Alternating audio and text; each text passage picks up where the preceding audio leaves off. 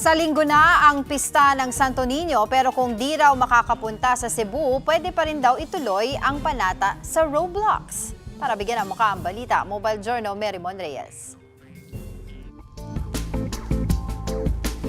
Sinulog Festival na! Malayo ka ba sa Cebu? Don't worry kapatid, halos lahat ng simbahan sa bansa sineselebrate naman ito.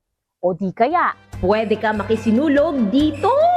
Welcome to Roblox Cebu! Isang simulation experience sa laro kung saan magaganap ang virtual sinulog festival na nilikha ng Roblox Filipino Catholics. Higit 11,000 na ang miyembro ng grupong ito na may bitbit na kanya-kanyang debosyon sa simbahang Katolika. Nagsimula lang bilang hobby at passion project ng mga magkakaibigan taong 2020 kasagsagan ng pandemya para raw hindi malayo ang tao lalo kabataan sa mga tradisyong espiritual dahil sa quarantine. Lumawak ang kanilang game development journey mula sa paggawa ng mga pista ng Cavite sa larong ito hanggang sa Marian Parade, novenarya at traslasyon na simbahan ng Quiapo, pati ang Roblox Sinulog na una nilang nilunsad taong 2021. E paano nga ba nila binubuo ang virtual versions ng mga pista?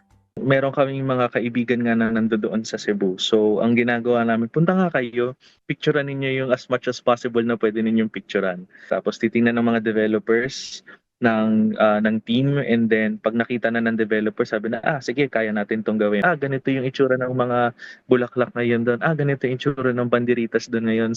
And then, yung susunod na process is yung papanoorin mismo kung ano yung mga nangyayari from the previous videos ng nangyayari talaga sa Cebu. Then, pagkatapos doon, saka namin i-dry run. Inaabot ng 3 buwan ang pag-aayos ng geographically accurate Roblox versions ng mga pista. Mula estudyante hanggang mga profesional. Volunteers din ng grupo, ang ilang mula sa clergy at ministries ng simbahan. Nagtuturo rin sila sa mga virtual church o feast-goer kung paano ang tamang pagdarasal o partisipasyon sa pista. Ang kailangan lang ay mag-install ng app, pindutin ang link sa laro at makisali sa mga aktibidad. Ang sabi sa atin, yung Roblox Sinulog ay magaganap around 7 PM paggabi para mas marami pa raw sa kabataan at kahit na sinong player ang makasali. Pero nabigyan tayo ng pagkakataon na libutin yung lugar habang nagkakaroon pa sila ng mga last minute na preparations, yung paghahanda nila.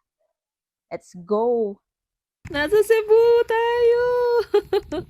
Tinutour tayo ngayon dito kung saan yung simulation nila mismo ng sinulog yung loob ng simbahan. Yan. Depending sa device nyo, yung kung maglalag siya sa graph.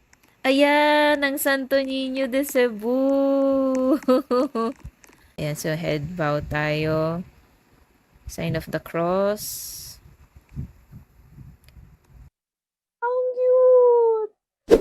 Notified sa Roblox Sinulog ang Basilica Menor del Santo Niño de Cebu at lokal na pamahalaan ng Cebu. Voluntary lahat ng kanilang proyekto. Bagaman sinusuportahan din sila ng ilang mga organisasyon at simbahan na nagpapagawa ng virtual versions ng kanilang mga event. Kaya sunod daw na abangan, parada ng lahat ng mga santo sa Pilipinas. Pero paalala, There's a disclaimer that these things are not real, so wala siyang sacramental value. It serves to catechize. mga kapatid, mobile journalist Merymon Reyes po, hatid ang mukha ng balita.